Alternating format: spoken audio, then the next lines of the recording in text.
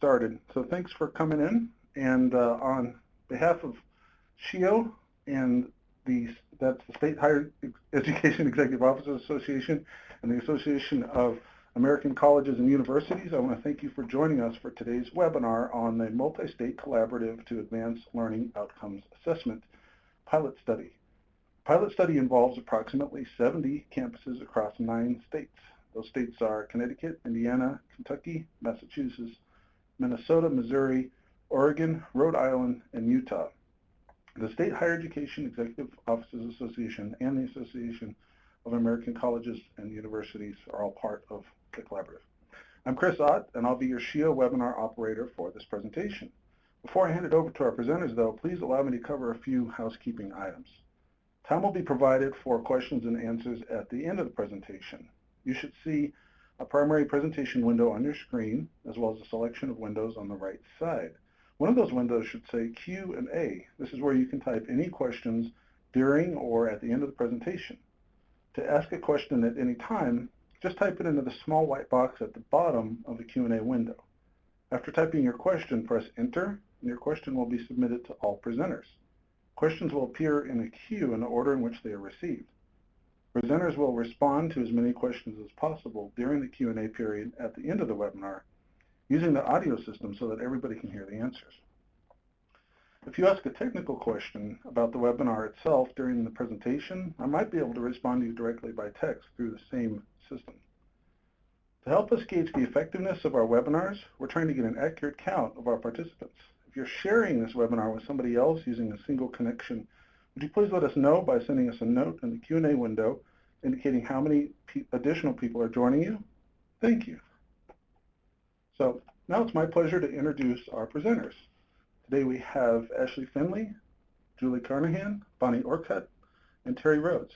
And Bonnie will get us started. Well, good afternoon and welcome, and thank you all for taking time out of your day to attend this webinar. Ashley and I will be facilitating the webinar as we move through the PowerPoints.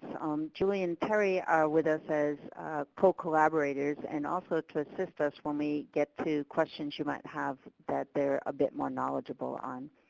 The list of topics that you see on this slide is fairly extensive. Many of the topics we're not going to go through in detail, but it's really just to set up some things for you to think about for webinars that are going to be coming up. So we're going to have a webinar on IRB. So while we have some slides on that, and we'll talk briefly about IRB student consent, that really will just set the framework for a webinar in the future.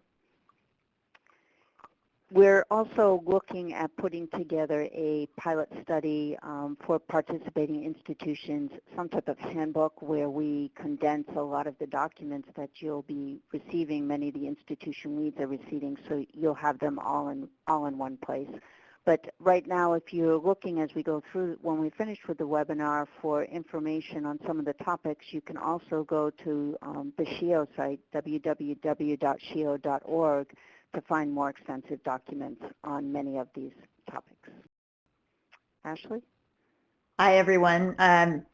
This is Ashley Finley, and thanks for me too for taking the time to join us in this. And I think as we go through and offer these webinars, it's really just a chance to try to, as best we can, unpack a pretty complex and involved project, one that we're all really excited about and grateful for. And trying to unpack as much of that as possible without overwhelming you at the same time. So what you're looking at in this slide is just a sort of point of orientation, is not only obviously just seeing the states that are involved. Chris quickly mentioned who those are, but I think the other point to underscore with some of these states is that each of the states in their own way has been developing capacity for this work. A handful of these states are what we at AAC&U have called our LEAP states, Liberal Education and America's Promise. These are states that as statewide have adopted our learning outcomes framework and have already put into motion across some of the campuses some capacity to start evaluating those outcomes, or at least use those outcomes as again, a guiding framework. And then just this slide quickly points out that we have what I think is an important point around division of labor in this project. Obviously, there's multiple layers happening across the project, and this gives you a quick snapshot of who we've identified at each of those layers to be point people, to guide communication and to guide questions, and I'll actually come back to that point in a few minutes on another slide. Let me hand it over to Bonnie. So this slide is very similar to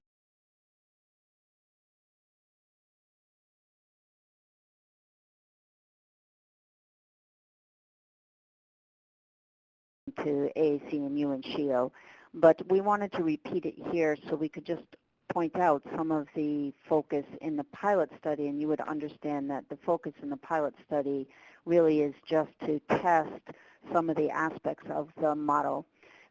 Importantly for folks to know is that in the model and the pilot study, we've adopted a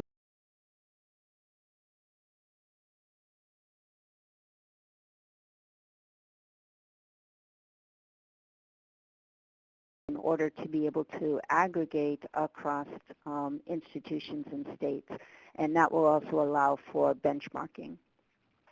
But you'll notice in the pilot study, we're focusing on measuring two essential learning outcomes, written communication and quantitative literacy. A number of states and institutions are also collecting assignments to assess critical thinking. As part of the pilot study, that's an optional outcome. We'll be sampling student work from students nearing graduation. But again, we hope over time as we move forward into additional iterations of the model that we'll be able to look at student learning at multiple points along their path to degree completion.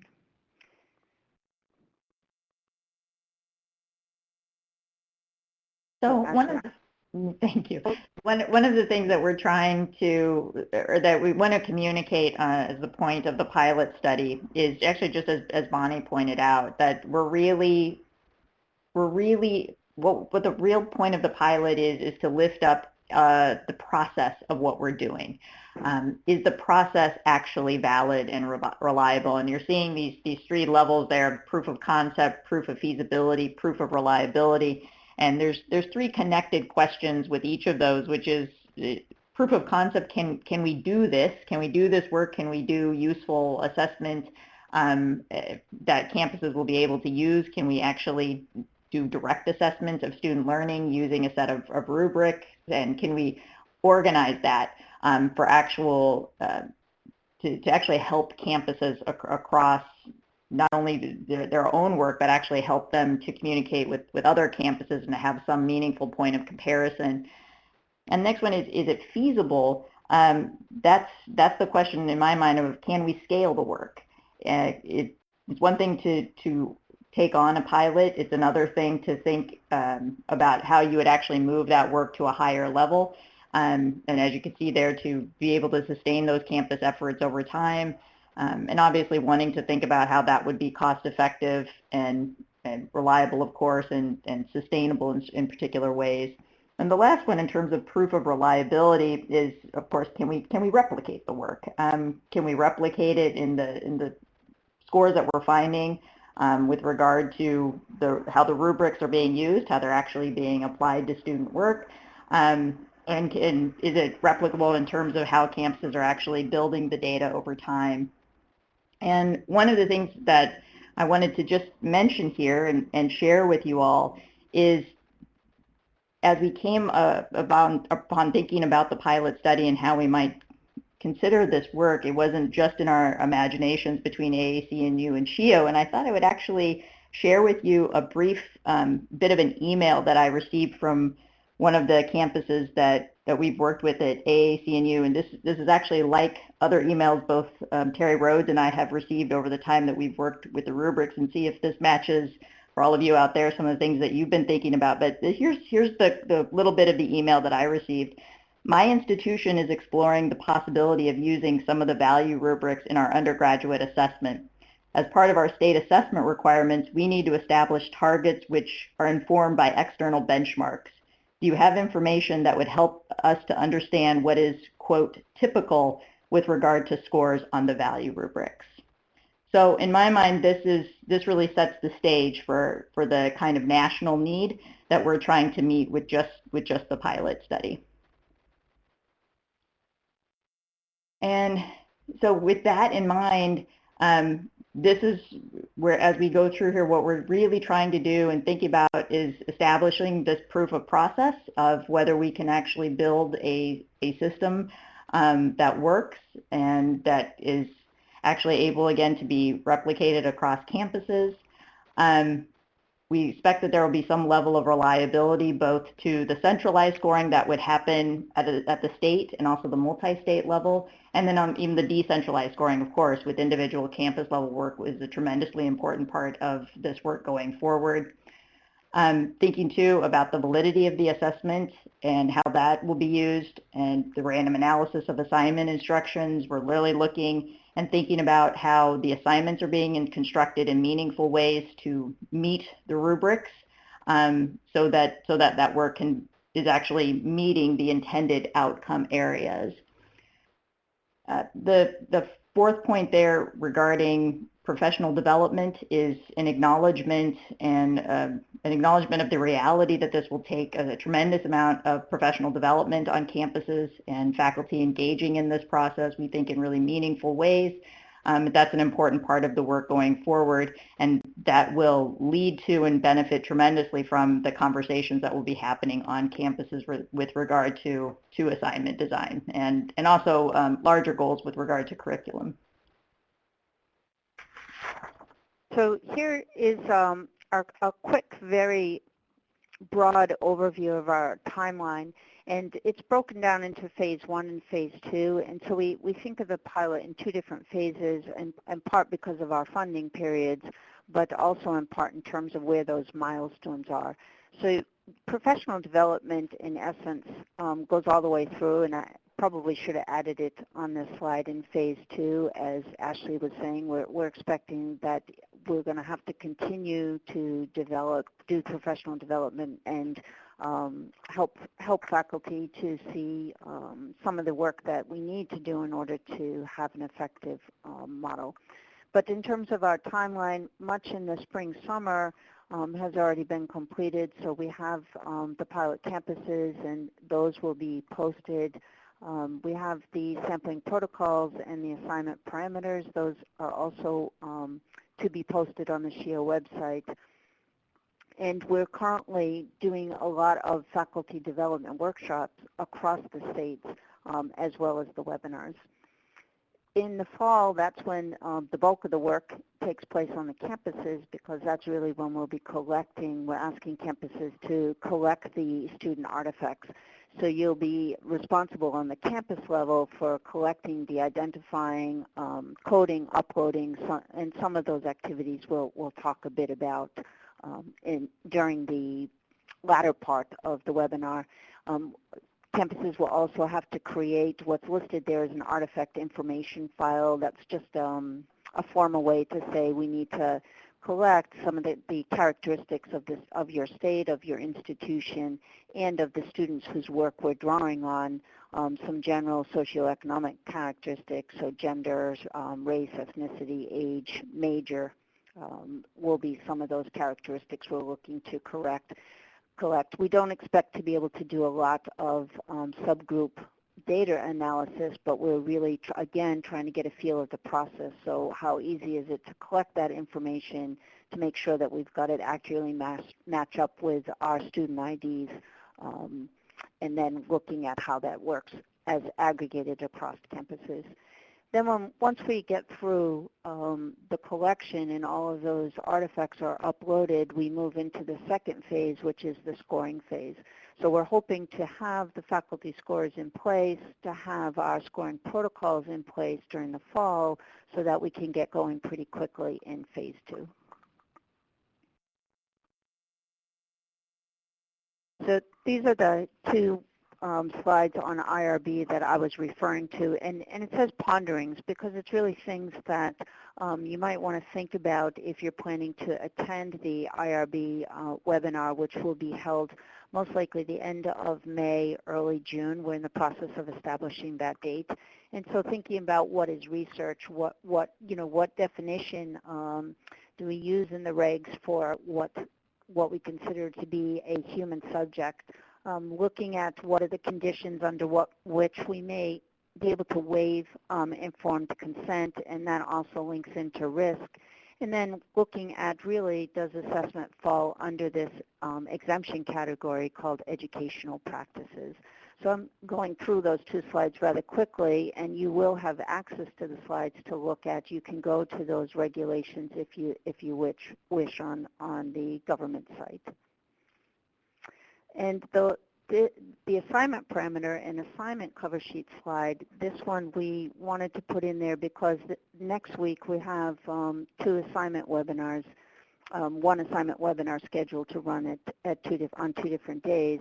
And so this really sets up the framework for the webinar coming up. So we needed to have broad assignment parameters because what campuses were finding when they were actually collecting student work completed in the classroom to assess learning in that manner using rubrics as their assessment tool.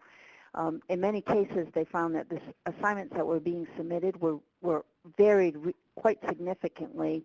Many were not appropriate in their design for measuring the learning that the rubric was attempting to capture. So what they found is then you end up with not very good scores. You don't have lots of reliability. You have questions around the validity. So we're looking to put into place some very broad parameters. They're not prescriptive, but they're really trying to look at how can we get some consistency across the assignments, and we're not trying to impose such strict parameters so that people feel as though they have to design, they now have lost the independence to design their own assignment. So a quick example would be for assessing written communication, we're looking at written work that is at least 3 pages long. And one of the reasons for that would be if we look in the written communication value rubric that is trying to capture whether a student can effectively develop content, trying to do that in a paper that's a paragraph or a page long, we may not see very good performance on the part of the student. For quantitative literacy, a lot of times the assignments we have seen coming through include only computation. So in that case, we would be asking and trying to alert faculty to the dimensions we're trying to capture and measure in that assignment. So the parameters are quite broad. The assignment cover sheet that we'll ask faculty who's submitting work to look at really is trying to get faculty input, faculty to say what they design their assignment to assess rather than having outside people undertake that assessment. And both of those will be discussed more completely at the next webinar next week.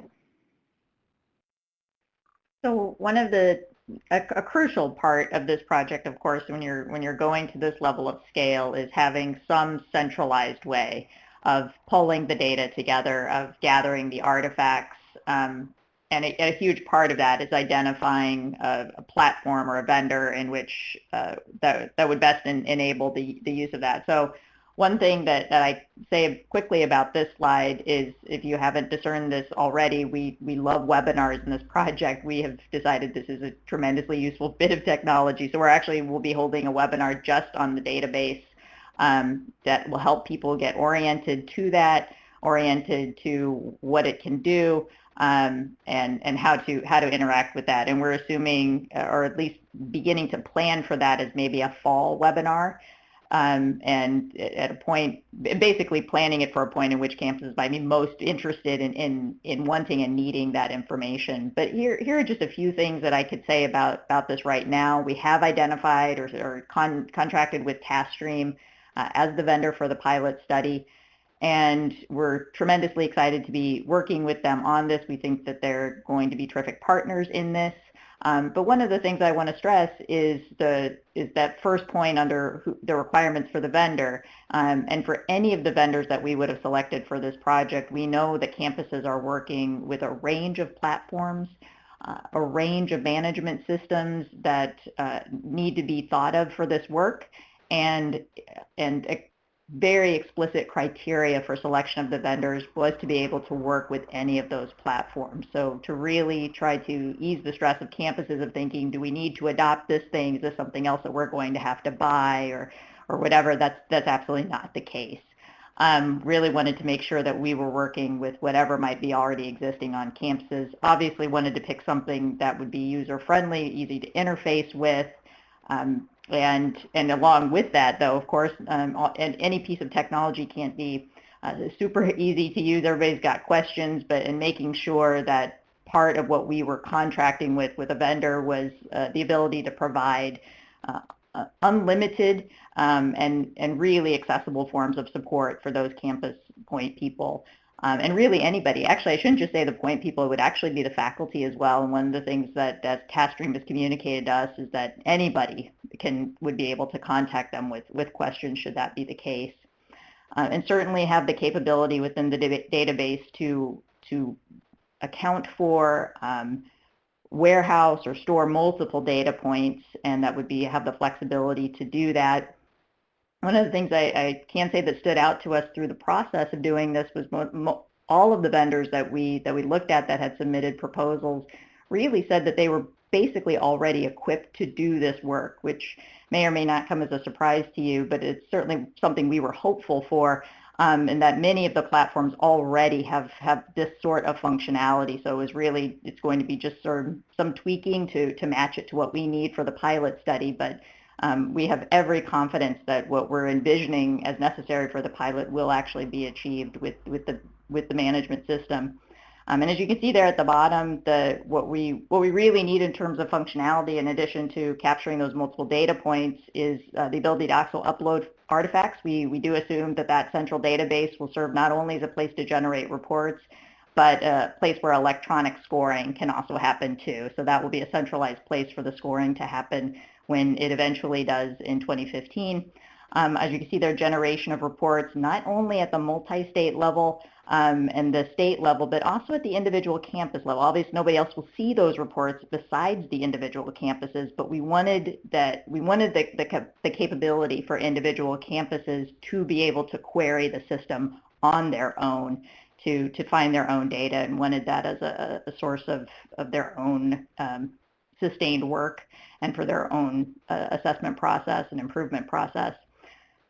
The final bullet there really speaks to the multi-state level, that at the multi-state and state level there would be a confidentiality of institutions. That at that level there will be anonymity of students and faculty. At the individual campus level is the only place in which the student identity would actually be able to be de-identified, and that was again to be able to help with campus level assessment. And thinking about how this work will be divided up on campus, I mentioned earlier that division of labor is a crucial part of this process. And even at the multi-state level, I think we've all benefited from the collaboration that's happening across CHEO and AAC&U and Massachusetts state system. So one of the ways that we're thinking about just beginning to divide the responsibilities on campuses and thinking really carefully about no one person, no one faculty member, no one point person getting too overburdened with this work, and trying to be really sensitive to everybody's time on this process. We do assume that faculty that are engaged in the work will be able to participate in professional development activities. Those would certainly be around not only really scoring, but in terms of what does the work mean, how does it matter and translate on to the institutional practices there, which is to say, why would assessing these outcomes matter?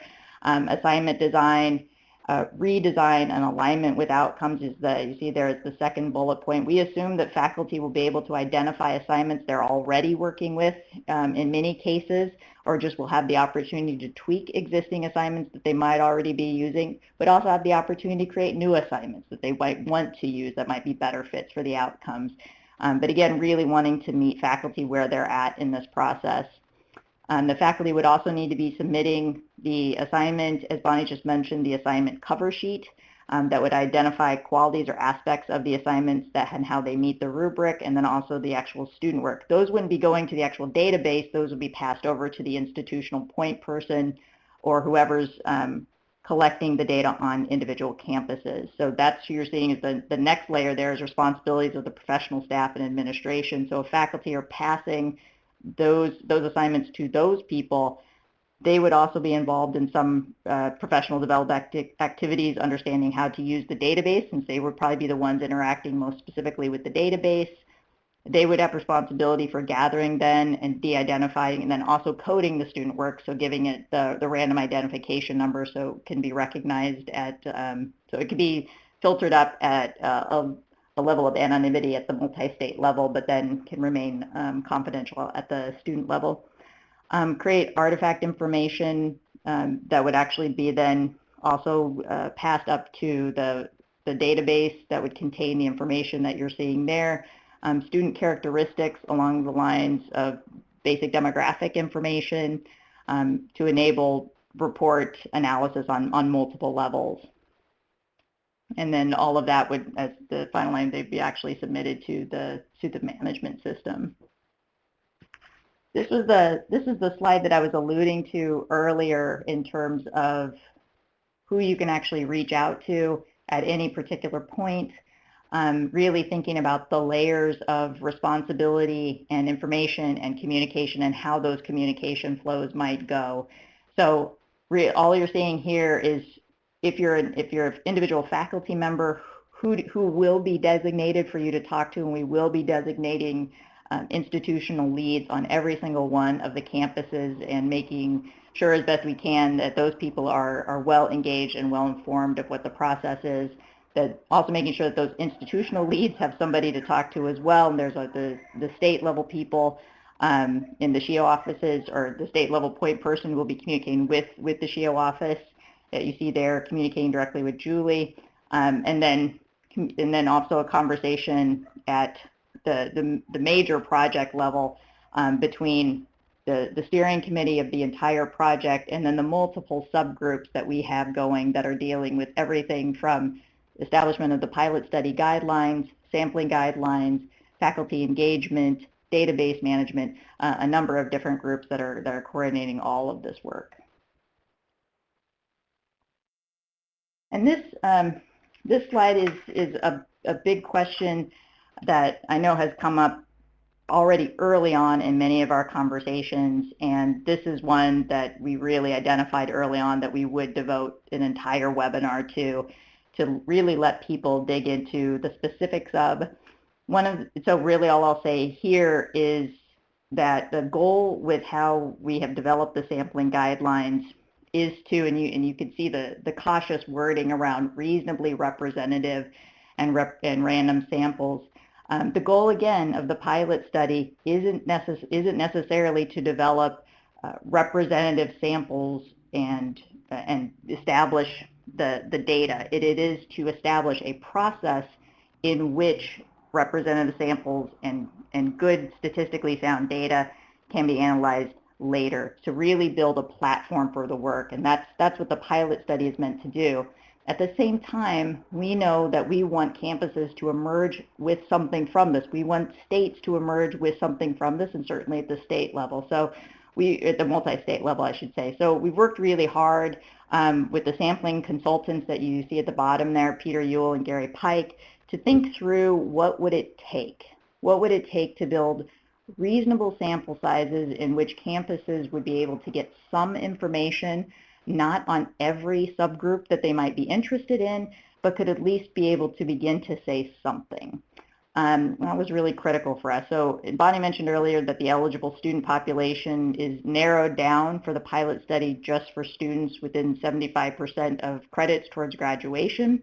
So that's our target population just for the pilot study. We assume that as this work moves forward, if we had our 5-year or 10-year plan, we obviously would be much more expansive than that, but that's a place to kind of start and help people get their heads around that. And we have a targeted minimum of 75 to 100 artifacts. Again, not a huge sample size, but that's something to at least get the conversation going to begin to motivate the work on campuses and certainly at the state and multi-state levels. You see here the maximum 10 artifacts per course and or per faculty member to ensure that a diversity of courses are represented in the process. A single artifact would only be able to use for one outcome, again, to ensure that we have diversity across the samples that are collected, and the maximum 1 artifact per student. Again, all sort of going towards the same point of trying to diversify with that many artifacts to try to build in as much diversification and representation as possible within that.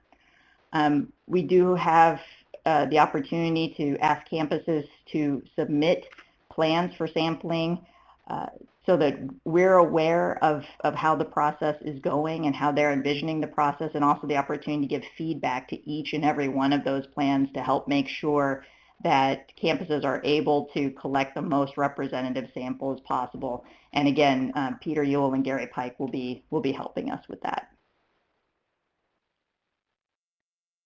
So artifact collection, I was in Massachusetts, and we actually had a pilot study a year ago, and we did not have a data management system in place. And so a number of us went driving around to campuses to collect artifacts. And so I'm really happy that we are going to have a data management system to facilitate the collection of that student work. And I think, so when at the campus level, when you're asking faculty to submit their student work, to the extent they submit it electronically, that will ease some of the labor on the receiving office that needs to then strip the work of identifying information to prepare it to be loaded up into the data management system.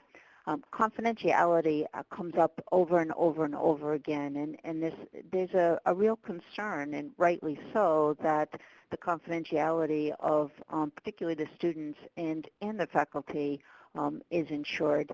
And so we're looking at building into the process multiple levels of de-identification. So at the campus level, again, as Ashley said, we can maintain confidentiality because whoever's collecting that and creating their database, they can keep a link to that student's ID if they want to be able to go back to students or go back to specific courses. But that would be a discussion that the campuses would have in terms of how they want to maintain their own database. But the minute that database leaves the campus level, it's coded in such a way that once it goes to the state, there's guaranteed anonymity for faculty and student. So it will come up with a code that nobody will know how to link it back to any individual faculty or any individual student. I'd also like to emphasize here that when we're assessing student learning and we're pulling that work from a specific course, we're really not trying to assess what the student is learning in that specific course. So we're really not looking to try to evaluate what the faculty member has done or hasn't done in that course. We're trying to assess learning over the student's entire academic path, and that would include curricular, co-curricular experiences, and learning that might have occurred in internships or jobs that they might be working on. So again, it's looking at measuring learning over time. So at the state level, an additional identifier will be added to identify whether this work is coming from Mass or coming from Minnesota. So then once it goes to the multi-state level, you'll have confidentiality that can be maintained when the scorers are scoring, so that they won't know what state, they won't know what institution, they won't know whether it's 2-year or 4-year, so the scoring will be completely blind. and then the last level, of course, is at the multi-state level, which I was just referring to. Okay, so there's I just was realizing there's probably something wonderfully sneaky and strategic about putting this slide at the end of the webinar as we've gone through all of this stuff of everything that we're hoping for, all the work that we're hoping that you all contribute to.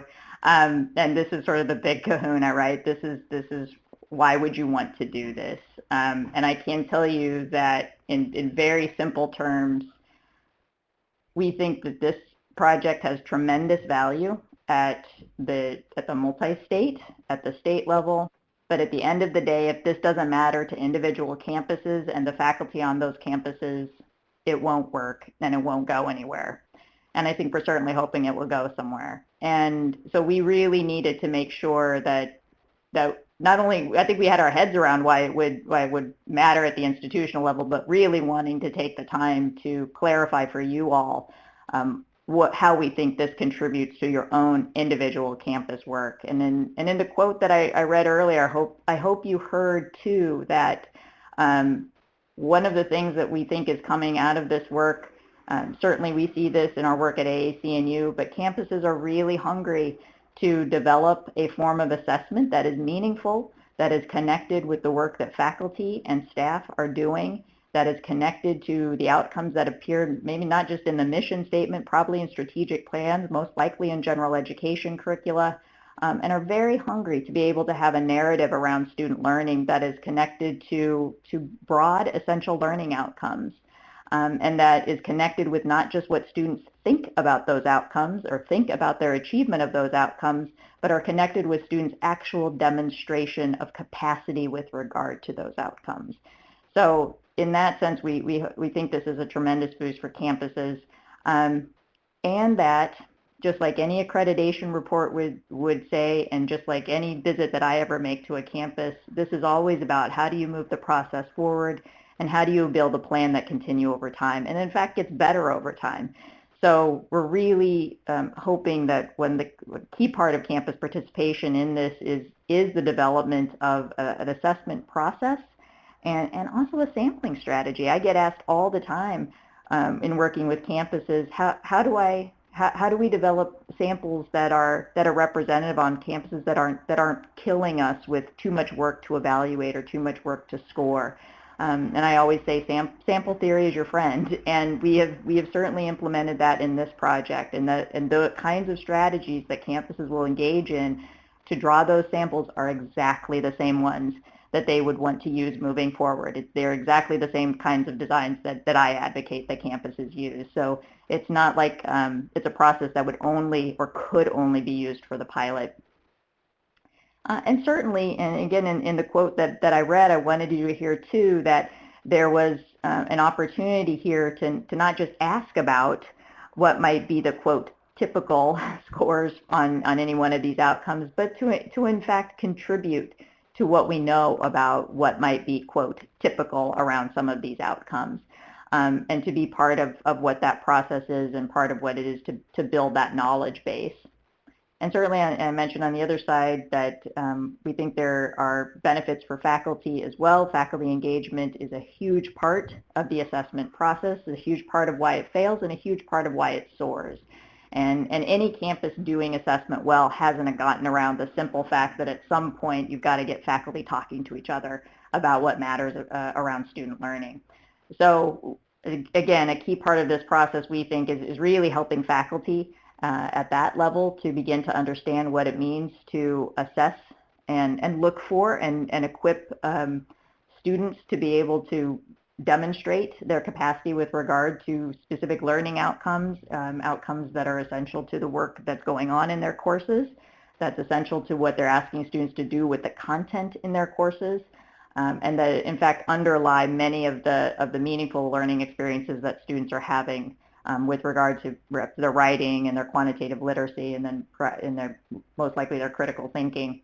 A key part of this too is faculty's own awareness and opportunity to learn about intentional assignment design, to think more robustly around how they're using assignments to not just get at content, but then to also get at these kinds of outcomes. And again, and I know Terry and I share the feeling that as we've worked with campuses, it has been an amazing part of the conversation to listen to faculty really think through what assignment design means when you start talking about these outcomes. And another part of that conversation that always strikes me when I'm in those rooms is the opportunity for faculty to talk to each other about learning outcomes. It's often the first opportunity and the only opportunity they've had to come together and talk about learning outcomes that they're sharing across campuses. And it's been a tremendously valuable opportunity for them to have those conversations. And there's every indication that they enjoy continuing to have those conversations. So we really hope that this pilot is a way to motivate and catalyze those conversations to happen. So we're just to give you a heads up, we're almost finished. So thank you for your patience as we've gone through a tremendous amount of information. Here's just a couple of things we wanted to note moving forward, and just to remind folks of faculty scores will be blind, and I've mentioned that before when they're scoring student work with respect to institutions, states, students, or any other identifying information.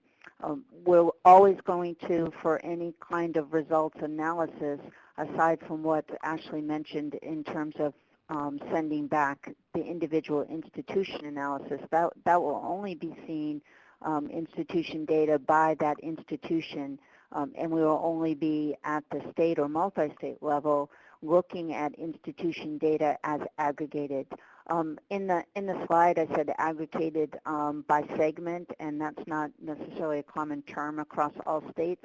So some areas or some states use by sector, so that you may be more comfortable with. But right now, we're looking at institutions that are 2-year and 4-year.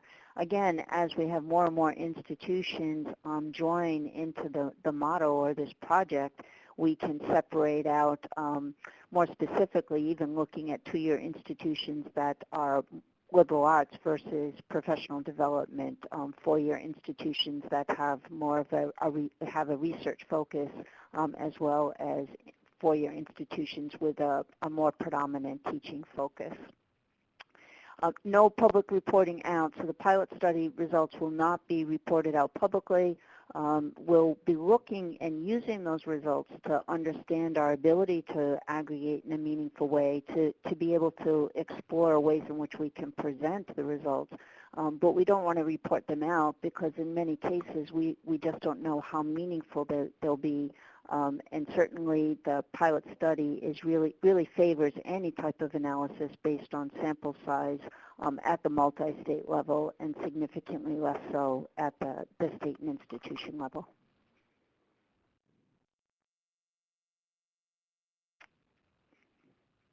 And I won't say a lot about this slide as you take a moment to read it there. I think we've touched on many of these points already, but just to reinforce that, and as Bonnie just mentioned in the previous slide, there won't be any public reporting out of the data.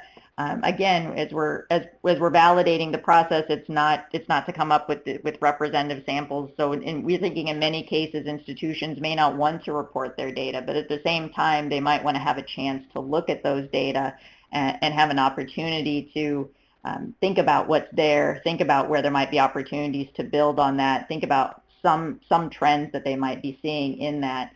And so we have protocols in place that will make sure that the institution results will not be identifiable, except in a few cases where we have states that simply have a relatively small number of institutions. So those state point people might have a sense of what those institutions are especially when they're broken out by sector level.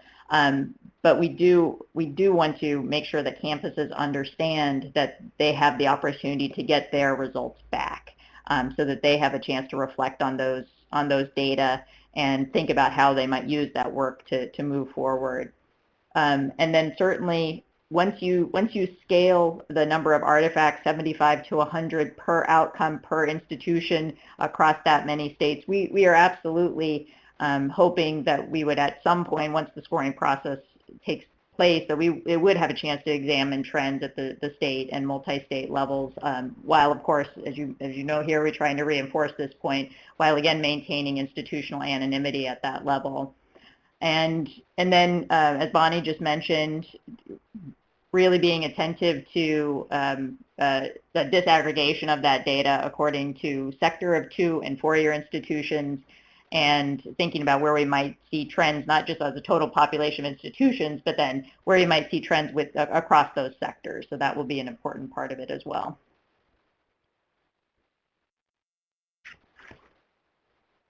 And I think we're moving toward the end here. So that was the previous slide, was just a list of the upcoming webinars that we have slated, and to get a sense of what we're envisioning to make sure that we can continue to let everybody know what's happening, but also keep the conversation going around this work.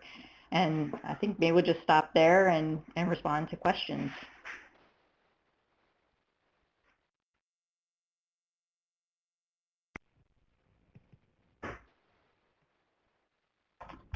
So Ashley and Bonnie, there is a question. Here it is. What will happen if a campus has trouble meeting all of the sampling guidelines? Example, collect from fewer faculty members than ideal. Will that campus be excluded from the pilot? So, Ashley, do you want me to Sure, take a shot go at for that? Go for So, it. where it says targeted minimum, and as Ashley was referring to, we're trying to encourage institutions to make a good faith effort at meeting that targeted minimum, but as you put your sampling protocols and plans together, and then you begin implementing and collecting, and you find that you're not coming up to that target, we're going to be doing a pretty extensive evaluation of the pilot study itself. So at the end of the semester, we'll be asking institutions to talk about that sampling experience, to talk about where were the bumps, where did they run into difficulties that maybe they expected or maybe they didn't expect. How did they problem solve around those difficulties? And so part of what also institutions are doing when they're expecting to have some difficulty is there's a lot of discussion around how are you sampling, what are institutions, other institutions doing to address these issues. And we'll be trying to disseminate as much of that information as we can and share sampling plans to try to increase the probability. Will you be kicked out of the pilot study? No. You know, we're not looking at, well, you failed to collect these artifacts. We really want to have a better understanding of what kinds of sampling processes will work for institutions, and what we can do to help institutions get to a point where collecting a representative or random sample becomes a real reality for them.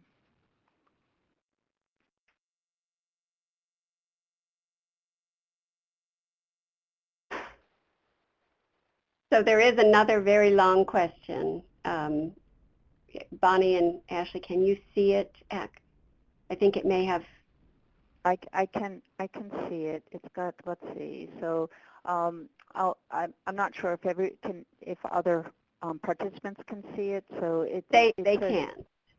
Okay. So students drawn from a sample which was from courses within only 1 or 2.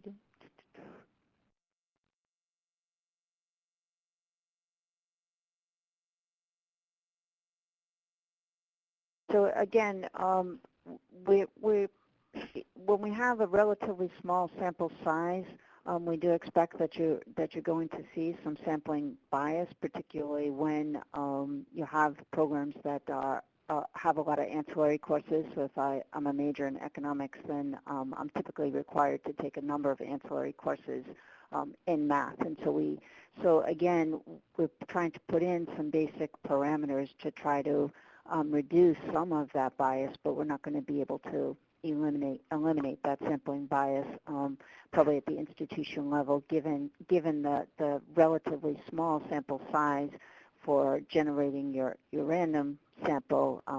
But a sample size that hopefully will give us some insight into some of the issues that we face, or generate some conversation about some of the outcomes.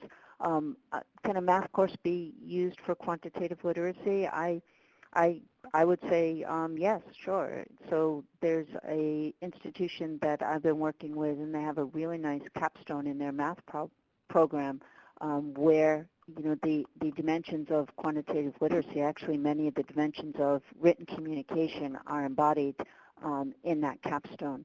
So, but for the math courses, or for any of the assignments we get with quantitative literacy, we're also going to ask for an answer key for the computation component, because even if as scorers we were able to go through those computations, there's really take some time, and so that would press the time limit in the scoring process.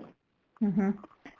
I just have a quick, I think, Bonnie, I think you did a tremendous job of answering that question. And my only addition to that, actually, I think this is a wonderful question to highlight the difference between representation at the campus level and then what becomes representative at the state and multi-state level. And this kind of sampling bias, of course, we see that across, if this exact scenario plays out across every single of our 70 campuses, then we have to deal with the sampling bias at the state and multi-state level. But probably, the probability is that kind of sampling bias is going to wash out a bit at the state and multi-state levels, but it's still a great question for why campuses themselves, and Bonnie really referenced this, need to take a hard look at the samples that they're gathering. But I also want to point out that that's no different than many, many of the campuses that we're working with at AAC&U that are starting this work, that are conducting their own campus level pilots. And we absolutely encourage them, work with the willing, work with the faculty who want to take a try at this, want to take a stab at it. And any kind of exploratory research won't have a representative sample, or rarely would, right off the bat. So part of it's just understanding what that sampling bias is, acknowledging it, think about how you can expand the work going forward. And that's just, it's not at all unlike how other campuses are conducting the work, and taking those initial steps towards building the process.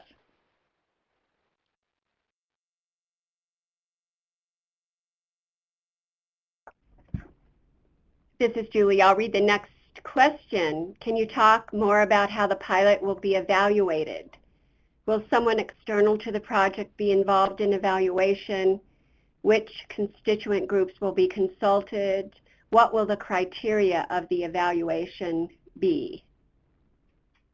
So this is Bonnie. The pilot study team, which you saw in one of the slides back, that was looking at some of the organizational structure and division of the labor, is currently developing the methods and metrics by which to evaluate the effectiveness of the pilot study in meeting those outcomes. What did we learn about validity and reliability and sustainability, scalability? And so we're looking at using hopefully a variety of evaluation tools, but clearly trying to talk to all of the different constituent groups. So looking at how we reach out to faculty to find out what their experience was. How do we reach out to the institution leads and the institution teams that were working to facilitate the pilot study on their campus. The institution IR folks who had to work to pull that data together, and the uploading process, so that the folks with using the data management, the scoring process. So we're really trying to capture as many or all, ideally, of the groups that were involved. And we're in the process, again, of trying to develop the most effective methods, most effective metrics to really yield some good evaluation, and we're expecting a whole bunch of lessons learned. What are the lessons that we learned from this that we can then take for our next iteration to improve the process.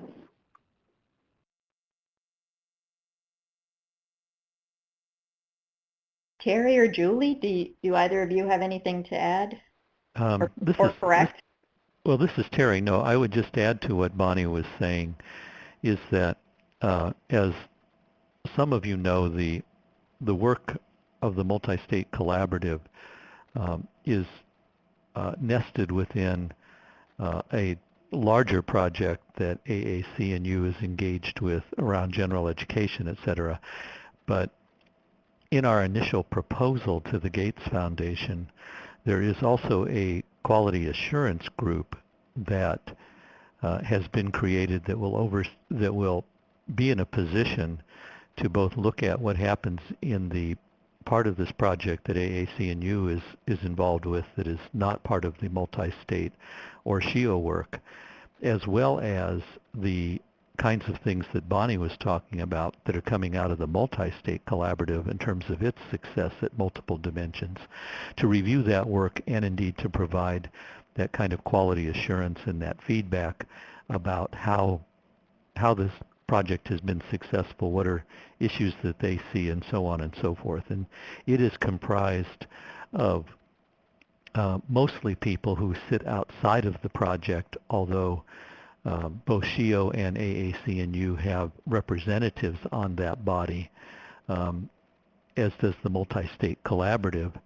But it has folks from the accrediting bodies, it has folks from the community, it has, I think, a couple employers on it, et cetera. So it was created to try to have a whole set of potential stakeholders and folks interested in particular, the work coming out of the multi-state, and to specifically provide us with some of their own analysis and feedback about what they saw as successful and useful and what they don't. And so we'll also have that dimension for the assessment of the pilot itself.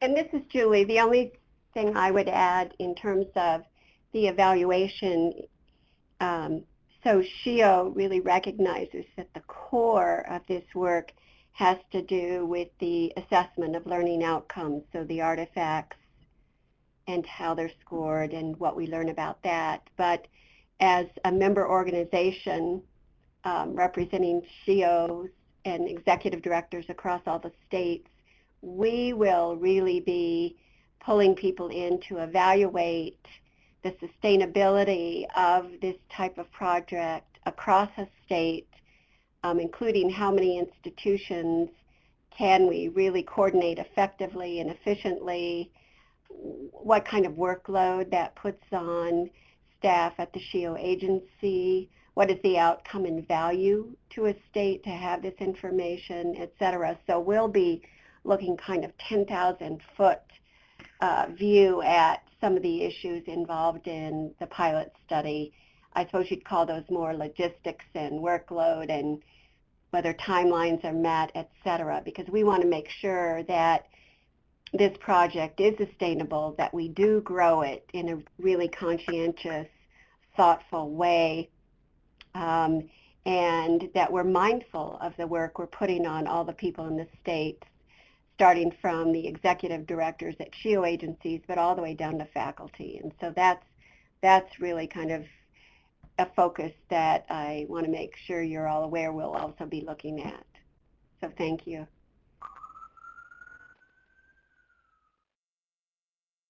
And I don't see any other questions, but Chris, tell me if I'm wrong because I don't always see them.